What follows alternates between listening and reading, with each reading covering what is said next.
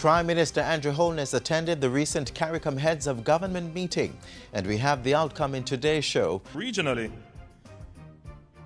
integration processes like the CSME can deliver economic and welfare gains. But we must be mindful of the fact that the CSME, as a mere concept, cannot deliver these promises. Also in the show, justice for one, justice for all. Minister Delroy Chuck lays out his plans for the fiscal year. Hi there, I'm Edwin Atkinson. Those and more right after the news.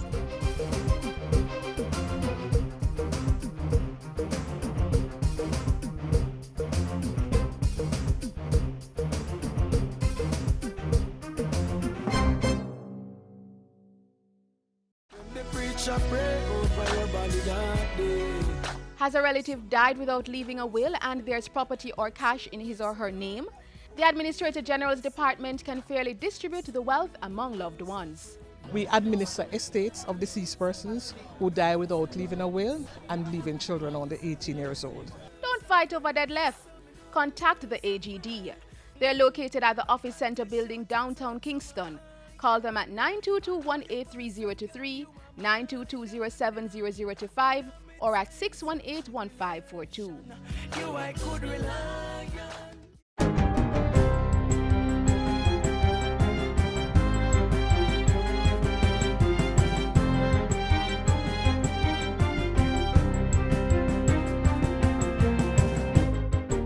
Good day, I'm Carrie Ann Smith and this is your GIS News for Friday, July 15.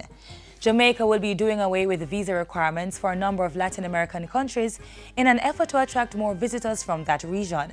Tourism Minister Edmund Bartlett says Poland and a few other European countries will also receive exemptions.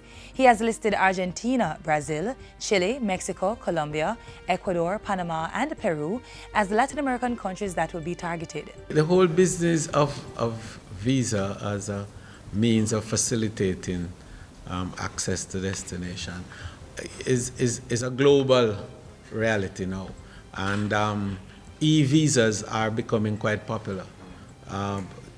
India, for example, is a good example, Australia and South Africa, and they have been able to develop the platforms that allow for visitors to go online and pay the requisite fees and get their printout visas to work with. So we have to look at those kind of innovation as we seek to build out visitor facilitation. The minister was speaking with GIS News following a recent meeting with the tourism industry players and stakeholders at the Montego Bay Convention Center. All high school students will be required to sit at least one technical or vocational subject in their exit examinations starting in June 2017. Chief Education Officer Dr. Grace McLean says the technical subject will be done in conjunction with 4 others, including mathematics and English language. Pointing out that industry is seeking more skilled workers in areas such as ICT, she says the objective is to prepare high school leavers for the world of work. Dr. McLean was addressing the recent graduation ceremony for Career Advancement Program CAP students at the Institute of International Recognized Qualifications, IIRQ, in Kingston.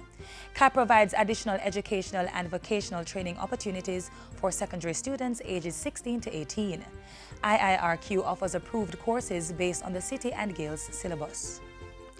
Primary school students have surpassed the Education Ministry's target for mastery in literacy. We had targeted that by this year we wanted to be at 85% of the cohort passing the literacy test, having mastery. And now we are at 86%. So we have done well. The Education State Minister says the next step is to achieve 100% mastery. He was addressing a recent graduation exercise at the Parity Primary School in St. Elizabeth and commended the students and teachers for their performance.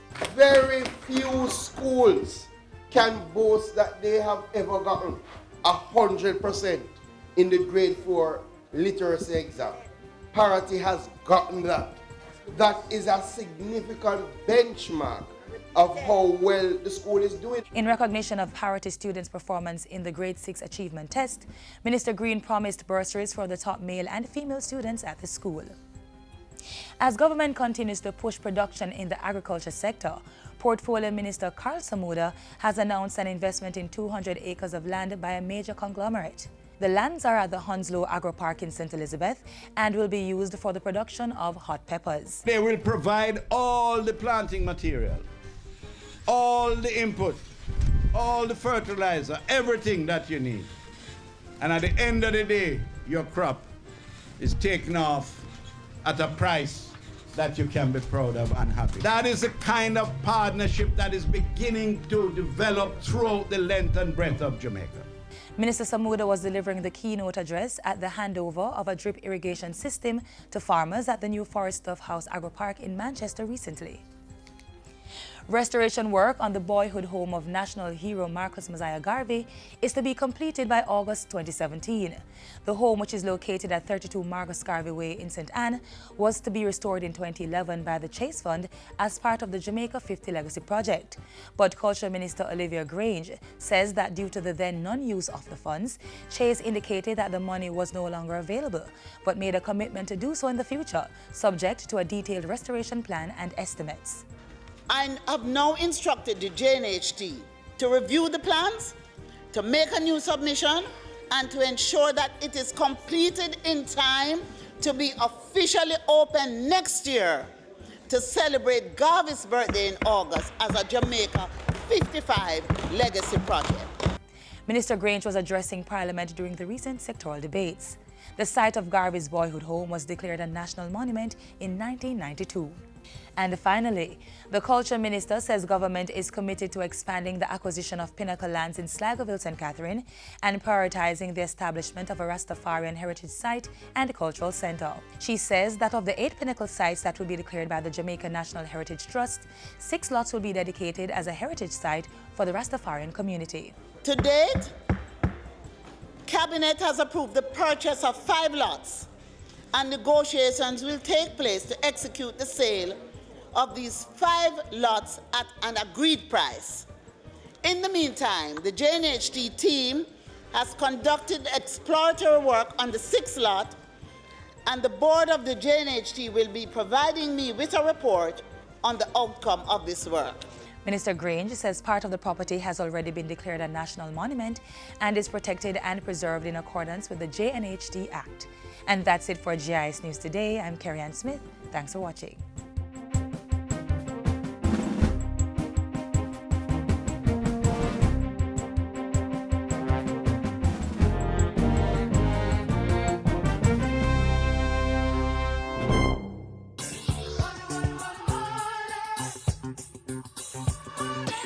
The media landscape is awash with commercials offering a variety of loans, but consumers be cautious about these seemingly attractive deals.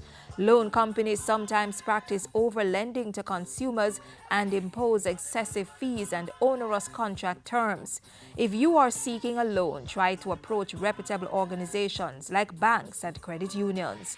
Consider these points before you borrow: the purpose of the loan, the terms and conditions including the type of interest and the associated processing fees, the period for repayment, and other non-interest related charges. If you think a loan offer is misleading or false, contact the Consumer Affairs Commission. Call 906-5425, 906-8568, or 906-0813. They are located at 34 Trafalgar Road, Kingston 10.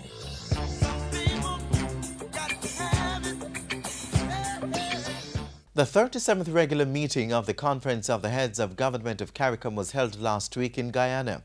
Representing Jamaica, Prime Minister Andrew Holness spoke boldly on several issues, such as the free movement of people, security, and building a stronger CARICOM.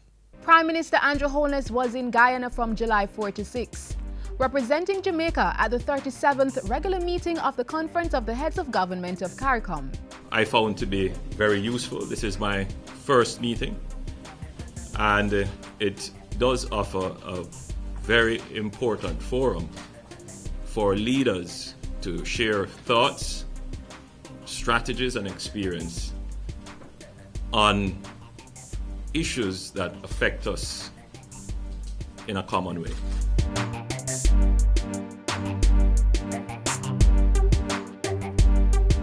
CARICOM is modeled off the European Union.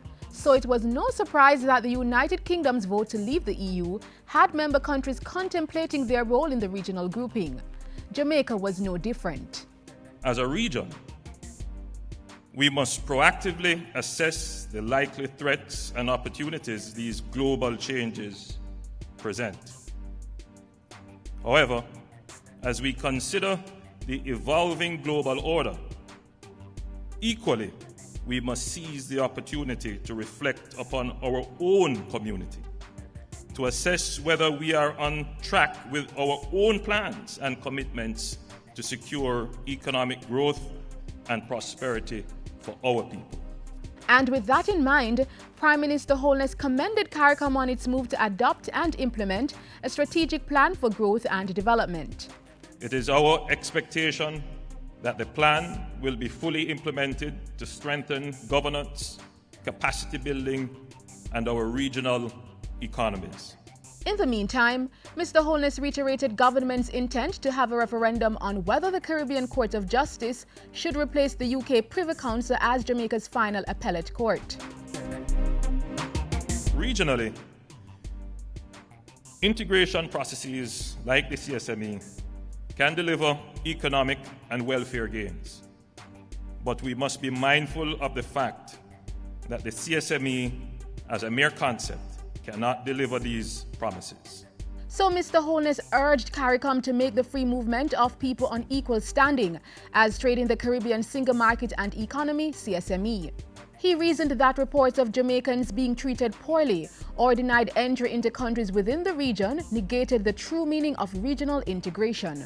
We believe that bilateral consultations supported by additional effort in the institutions of our community can make the movement of labor equal to that of the movement of goods, a reality that would extend the progress and benefit of the integration effort. He says those bilateral discussions must involve country-to-country economic and social relations. In this regard, we are pleased to be negotiating a joint commission agreement with Trinidad and Tobago, through which we hope to develop a mutually beneficial cooperation program. In a post-CARICOM press conference, Prime Minister Holness supported the group's intent to lobby the U.S. government to reconsider ending correspondent banking arrangements with the region.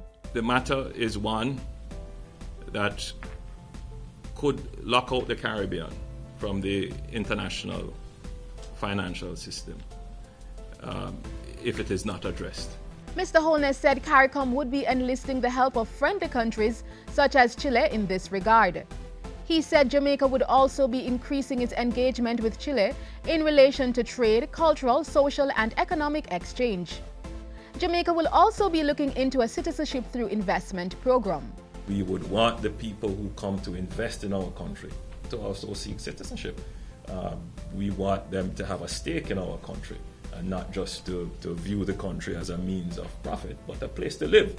On the matter of security, CARICOM received reports from the Implementing Agency for Crime and Security and the Advanced Passenger Information System, APIS. We also had a very frank discussion on what is required of Caribbean countries to secure their borders, but even more so to secure their economic zone. And Jamaica's Prime Minister urged CARICOM to have greater engagement with the Dominican Republic over some citizens of Haitian descent being denied citizenship. Prime Minister Andrew Holness closed out his participation in CARICOM 37 with a call for unity. We have the potential in all our countries, but individually, within our own spheres, we will never achieve what we can achieve when we work together as one strong, unified force.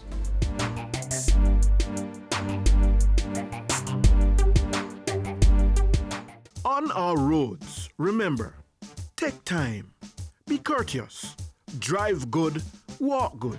Part of keeping our roads safe is ensuring the vehicles we drive are mechanically safe, meeting all roadworthy requirements.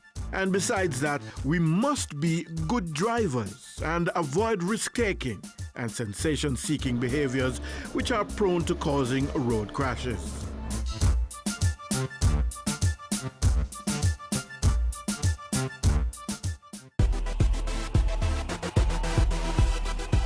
Motorists, know your rights as road users. If you're stopped by the police in a road check, the police have the right to ask for your driver's license and vehicle documents. If you don't have the documents on you, you can ask for 5 days to provide them at a convenient police station. If you don't have vehicle insurance, you can be prosecuted and face the court. If you fail to renew the registration license, the police are entitled to seize your vehicle. If the police wish to search your vehicle, they should tell you the reasonable grounds for wanting the search. If you are given a ticket, sign it only if you plan to pay the fine and not contest the charge in court. And please be reminded, children under 18 years must wear a seatbelt, even if they are seated in the back. Know your rights. Knowledge of the traffic road code makes it easier to work with the police as they do their job to make the roads safer for you and everyone else. Reducing the backlog of cases within courts will create a more efficient justice system. As such, this is one of the main strategies of the Ministry of Justice for this financial year. Get the details now.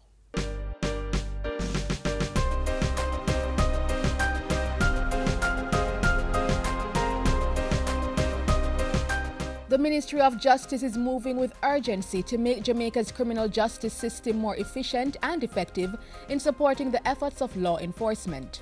As part of this effort, Mr. Speaker, we will be increasing the number of courthouses, judges and prosecutors, and expanding the opportunities for our citizens to access justice. The civil courts in the Supreme Court East building will be retrofitted to provide at least 8 courtrooms to try criminal cases. At the same time, the circuit sittings in rural parishes will be extended to at least 6 weeks in each parish to accommodate more cases. The Court of Appeal and Office of the Director of Public Prosecutions will also be expanded within the next 12 months. And a program will be implemented to reduce the time it takes for probates and divorce matters to be handled within the courts. I have had discussion, Mr. Speaker, with the Chief Justice so we can put in place the necessary resources so that not only divorces but probates can be done within 3 months. In addition, I hope to put in place a cabinet submission to amend the Constitution to allow for us in Jamaica to employ judges who have passed the age of 70. All of these judges who have retired, they are now given their expertise and skill to commissions, and also, Mr. Speaker, to overseas. Many of them are working in the Cayman Islands, Bermuda, Bahamas, Turks Islands. And I say, Mr. Speaker, we need to utilize that experience. We want to amend the Constitution to provide that for that opportunity and ability of the Chief Justice and the President to call and retire judges to serve as needed. And we hope, Mr. Speaker, that that will be done later this year, the latest next year. the Ministry of Justice will be spearheading the review of the West Kingston Commission of Inquiry report, which was tabled in Parliament.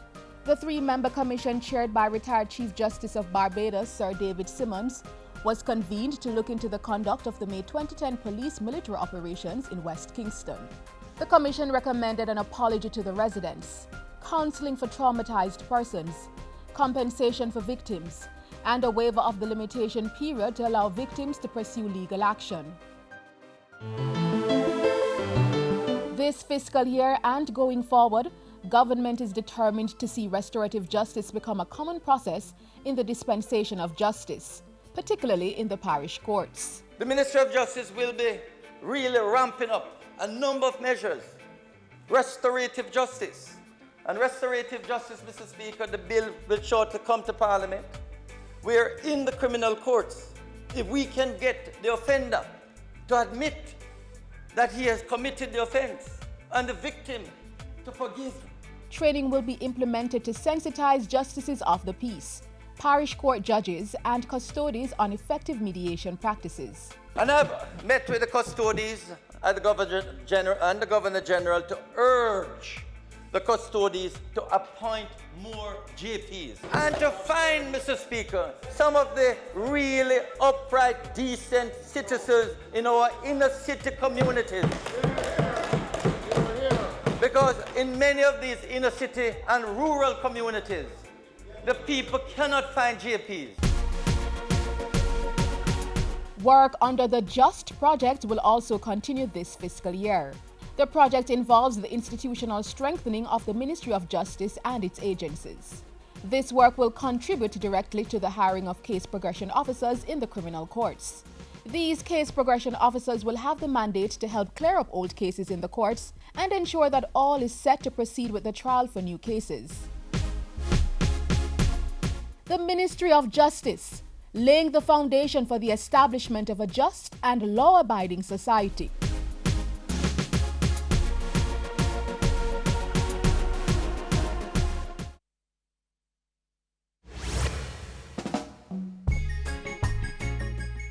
You said, Shirley, me get the invitation to America.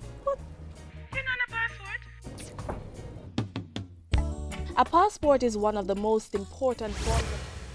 Here at PICA, we believe in excellent customer service. So when we wanted our customers to know about us, we approached the GIS and they delivered and we got excellent value for money. And so we encourage you to go to the GIS, a one-stop shop for media services. They have print, radio, television, and so much more.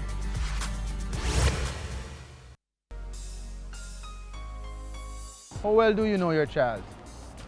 What he or she likes or dislikes? Favorite food or color? How about who their friends are? Make the time. Get to know your child. It helps to build their relationship. Makes it easy to keep them safe and it helps their development process.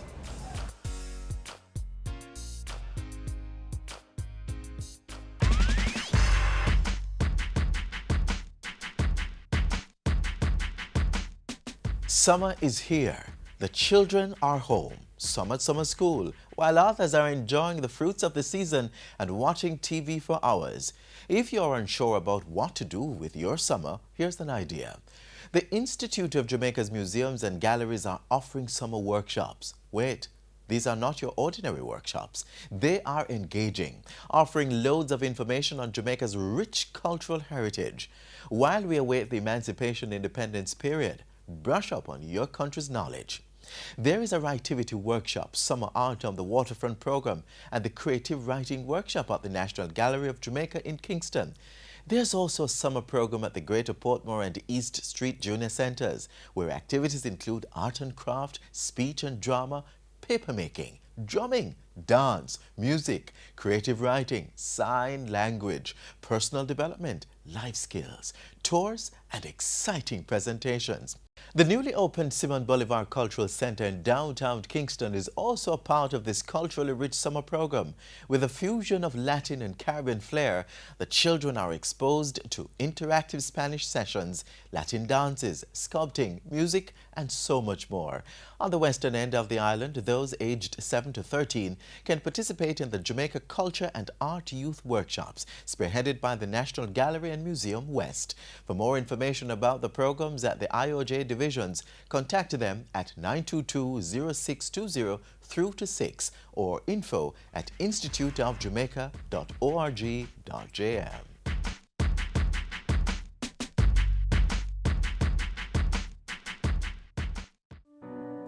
I had a plan for my life. I was going to be a doctor. I was going to be the first in my family to do great things. Then a friend of mine sold me into prostitution. You mash up my life. Stop human trafficking. It destroys lives. If you or anyone you know has been a victim of human trafficking, call 811 or 1-888-PROTECT. Be wise. Open your eyes. Spot them. Stop them. A message brought to you by the National Task Force Against Trafficking in Persons.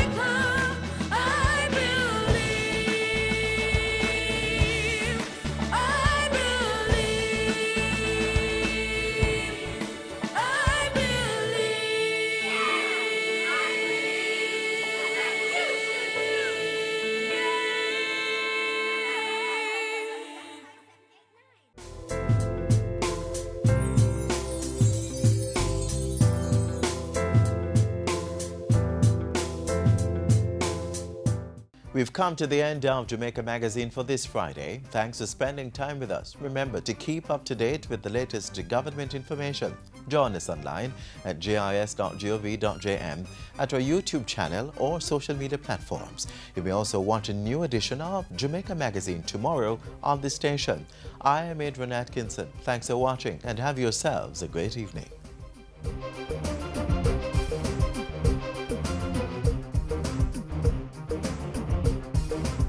This has been a production of the Jamaica Information Service, the voice of Jamaica.